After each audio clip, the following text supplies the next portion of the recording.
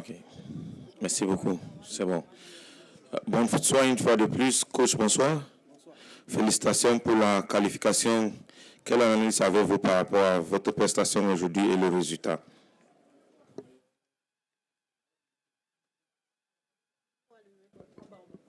Allô, voilà. L'analyse du match, excusez-moi, j'ai un peu la voix cassée.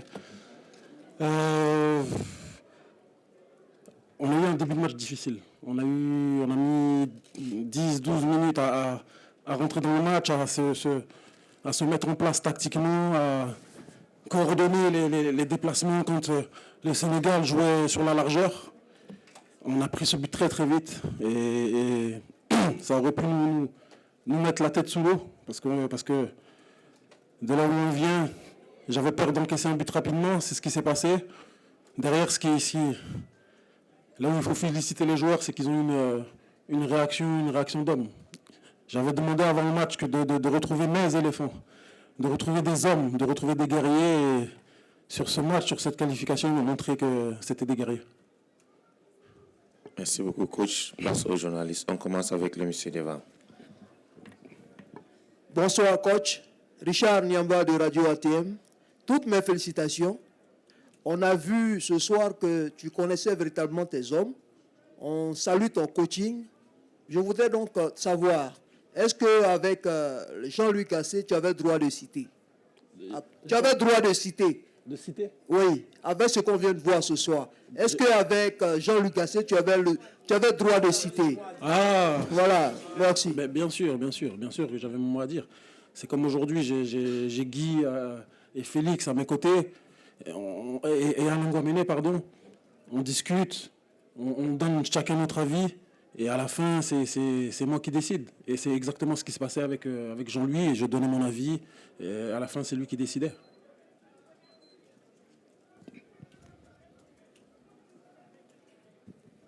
Evers, bonjour. Hervé Penaud de l'équipe, sur le devant, deuxième rang. Hop. Oui.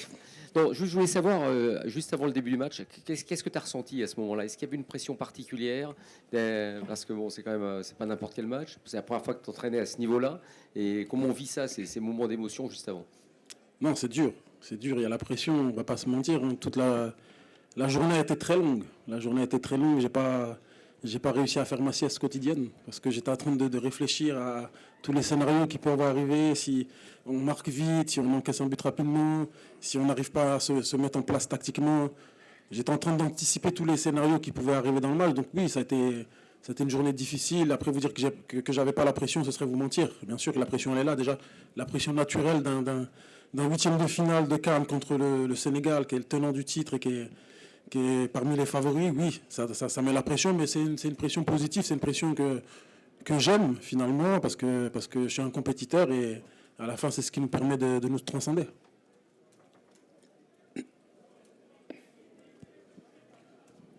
Bonsoir, coach. Bonsoir. C'est Fatima Adien de l'agence de presse sénégalaise, APS. Coach, est-ce que le fait d'avoir gagné le Sénégal, champion d'Afrique en titre, vous permet d'espérer pour le titre continental? Moi, depuis lundi dernier et la défaite contre la Guinée équatoriale 4-0, je prends les matchs les uns après les autres. Et aujourd'hui, oui, on a battu le Sénégal. Enfin, on a éliminé le Sénégal. On a retrouvé un état d'esprit. C'est une bonne chose, mais on va surtout pas s'enflammer. On vient tellement de loin qu'on va pas s'enflammer. On va continuer à travailler notre solidité, garder cet état d'esprit qui nous donnera des forces pour peut-être aller chercher le titre. Mais pour le moment, on se concentre sur le quart de finale. On va regarder demain tranquillement qui sera notre adversaire et on va prendre les matchs les uns après les autres. Yes, thank you. Coach, you celebrated your 40th birthday on the 24th and you were given the job on that day.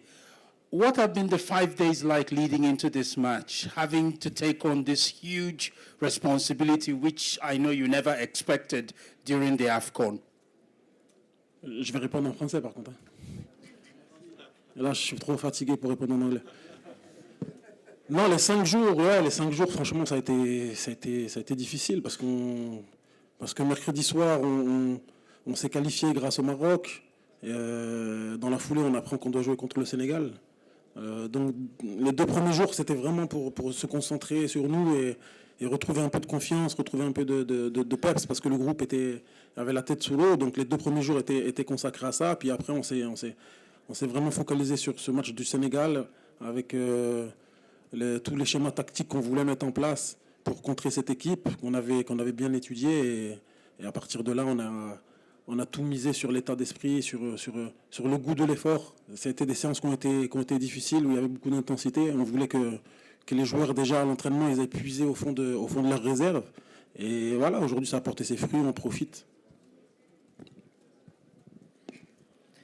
Bonjour coach, et félicitations pour cette victoire, ce petit bas d'un journaliste sénégalais. Comment avez-vous vécu le feuilleton Hervé Renard?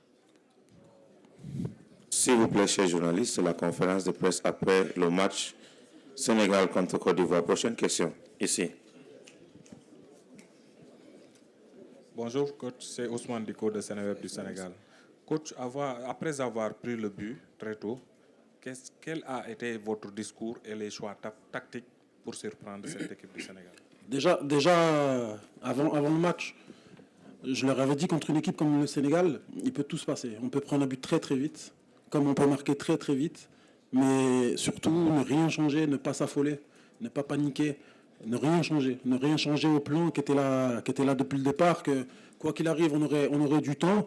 À la mi-temps, j'ai tenu le même discours. J'ai dit, les gars, on a encore 50 minutes à jouer avec les arrêts de jeu. Il faut pas commencer à aller dans tous les sens. Restons structurés, restons organisés, restons compacts. Et quand on a le ballon, continuons à sortir le ballon de derrière. Je leur ai juste demandé d'être un peu plus méchants offensivement, d'apporter plus de danger dans le dos de la défense sénégalaise, parce que je savais qu'ils n'aimaient pas trop défendre en courant vers leur but. Mais non, le discours, il a été de pas s'affoler, de pas paniquer, de garder nos principes qu'on a mis en place depuis jeudi, et que quoi qu'il arrive, on allait être récompensé.